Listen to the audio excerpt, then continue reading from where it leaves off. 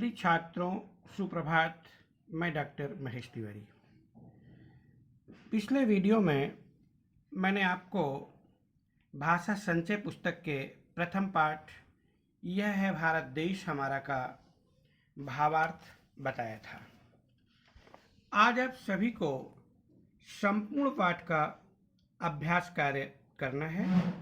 हम एक एक प्रश्न की व्याख्या यहाँ कर रहे हैं, आप सभी को ध्यान से सुनना है। अभ्यास कार्य में पहला प्रश्न है बहुविकल्पी का। प्रत्येक प्रश्न के 4 विकल्प दिए गए हैं। सही विकल्प का चयन करके बॉक्स में लिखिए।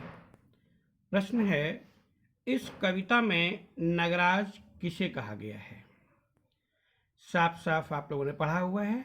नगराज अर्थात पर्वतों का राजा हिमालय को बोला गया है, अर्थात एक ख नंबर यहाँ पे सही होगा। मधुरस धारा कहाँ प्रवाहित होती है? मधुरस धारा गंगा में प्रवाहित होती है। बुद्धदेव क्या थे? बुद्धदेव भगवान थे। आर्य भूमि शब्द किसके लिए प्रयुक्त हुआ है? आर्य भूमि शब्द भारत माता के लिए प्रयुक्त हुआ है। इसके लिए पंक्ति थी, आर्य भूमि उत्कर्षमयी यह गूंजेगा यह गान हमारा। इस भूमि पर किसने तप किया? इस भूमि पर ऋषियों ने तप किया, अतः इसका घ नंबर सही होगा। अब लिखित के प्रश्न हैं, इस कविता में हिमालय के बारे में क्या बताया गया है? ये संपूर्ण प्रश्न 1 से 8 तक भावार्थ में बहुत अच्छे तरह से स्पष्ट किए गए हैं। आप सभी को भावार्थ बार बार सुनना है, जो कि 2 वीडियो के माध्यम से बताया गया है, और उसके बाद इन सभी के उत्तर अपनी कॉपी में लिखना है। अब नेक्स्ट प्रश्न है, भाव स्पष्ट कीजिए। भावार्थ में बिल्कुल साफ साफ भाव स्पष्ट किया गया था। सम्मानित जो सकल विश्व में महिमा जिनकी बहुत रही है, अमर ग्रंथ वे सभी हमारे उपनिषदों का देश यही है। हमारे वे सभी ग्रंथ अमर हैं। कौन से ग्रंथ?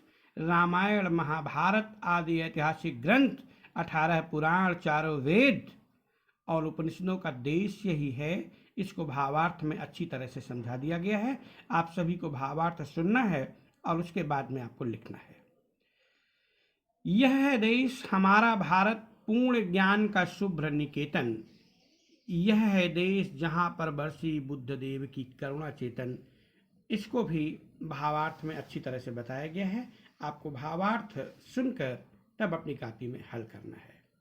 सप्रसंग व्याख्या कीजिए। इसमें आपको लिखना है, संदर्भ भी लिखना है।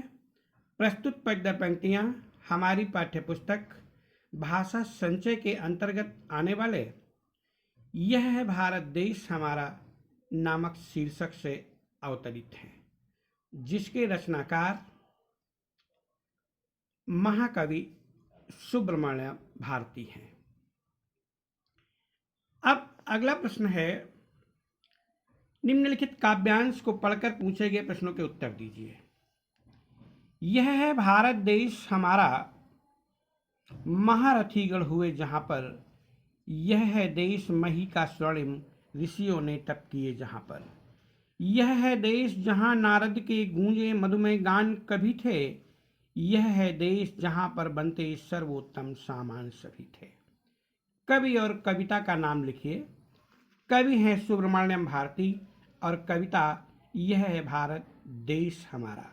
बाकी सभी क्वेश्चन महारथीगण से कवि का क्या तात्पर्य है, भावार्थ में स्पष्ट किया गया है। नारद कौन थे, उनके गान कैसे थे, भावार्थ में इसको भी स्पष्ट किया गया है। इस देश में बनने वाले सामान कैसे होते थे, भावार्थ में इसे भी स्पष्ट किया गया है। अभिव्यक्ति कौशल, हिमालय पर्वत का भारत के लिए क्या महत्व है, 5 वाक्य लिखिए। आपको इस प्रश्न को 50 शब्दों से अधिक में नहीं लिखना है। भारत देश महान है विषय पर अपने विचार प्रकट करते हुए एक अनुच्छेद लिखना, और अनुच्छेद 100 शब्दों से अधिक का नहीं होना चाहिए। अब भाषा संरचना का प्रश्न है, विशेषण विशेष्य का सही मिलान कीजिए। देखिए, उत्तुंग हिमालय, मधुरस धारा, स्वर्णिम देश, शुभ्र निकेतन, पावन धारा, मधुमय गान। आपको याद रखना है पावन धारा, धारा शब्द दो जगह आया हुआ है, इसको अलग अलग करके ठीक से समझना है और लिखना है। अब अगला प्रश्न है संधि का। सर्वोत्तम शब्द संधि करके बनाया गया है सर्व प्लस उत्तम, अ प्लस उ बराबर ओ। यह दीर्घ संधि का सूत्र है। दीर्घ संधि का सूत्र होता है आद गुणः। संक्षेप में समझ लीजिए, जिस किसी भी शब्द में ए की मात्रा, ओ की मात्रा अथवा उड़नकी रा शब्द के जुड़ने के स्थान पर दिया होता है, वहां पर गुण संधि होती है। महा प्लस उत्सव बराबर महोत्सव, गणेश प्लस उत्सव बराबर गणेशोत्सव, उत्तर प्लस उत्तर बराबर उत्तरोत्तर, सूर्य प्लस उदय बराबर सूर्योदय। अब अगला है, इस प्रकार हिमालय शब्द का संधि विच्छेद देखिए, हिम प्लस आलय बराबर हिमालय। यह दीर्घ संधि है। इसका सूत्र होता है अकः सवर्णे दीर्घः, अर्थात आ ई उ री ली ये समान या असमान आने पर हमेशा बड़े हो जाते हैं।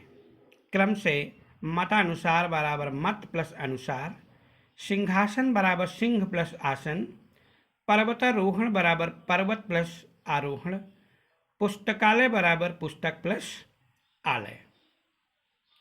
अब आगे है प्रत्यय। स्वर्णिम शब्द की बनावट पर ध्यान दीजिए। स्वर्ण प्लस इम, यहाँ इम प्रत्यय का प्रयोग किया गया है। ध्यान रहे कि प्रत्यय शब्द के अंत में लगकर नया शब्द बनाते हैं। आपको यहाँ स्पष्ट करना है उपसर्ग और प्रत्यय, इंग्लिश में इन्हीं को प्रेफिक्स और सफिक्स बोलते हैं। वह शब्दांश जो किसी शब्द के पहले आकर उसके अर्थ को पूरी तरह से बदल दे, उसे प्रत्यय कहते हैं। वह शब्दांश जो किसी शब्द के पूर्व आकर उसके अर्थ को पूरी तरह बदल दे, उसे उपसर्ग कहते हैं।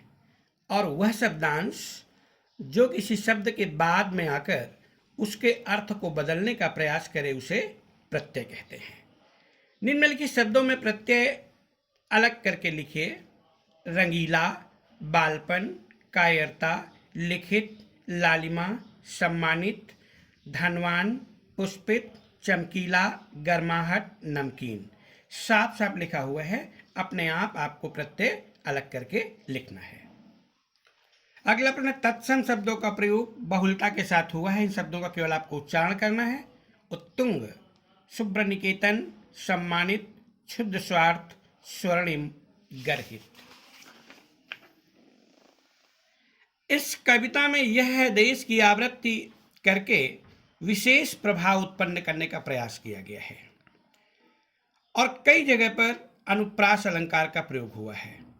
अब न रहेंगे दलित दीन। अनुप्रास अलंकार होता है जहां पर एक ही वर्ण की आवृत्ति पुनः पुनः हो या दो से अधिक बार हो, वहां अनुप्रास अलंकार होता है। जैसे अब न रहेंगे दलित दीन, दलित में द और दीन में द। बरसी बुद्ध देव की करुणा, बरसी में बा, बुद्ध देव में बा, की और करुणा। बहती है क्या कहीं, कावर्ण की आवृत्ति। गर्हित कर्म करेंगे, कावर्ण की आवृत्ति, वही बार बार आता है। इस प्रकार इस संपूर्ण पाठ का अभ्यास कार्य, जिन जिन प्रश्नों को अभी हम संदर्भित कर रहे हैं, उनको अपनी कॉपी में आपको लिखना है। धन्यवाद।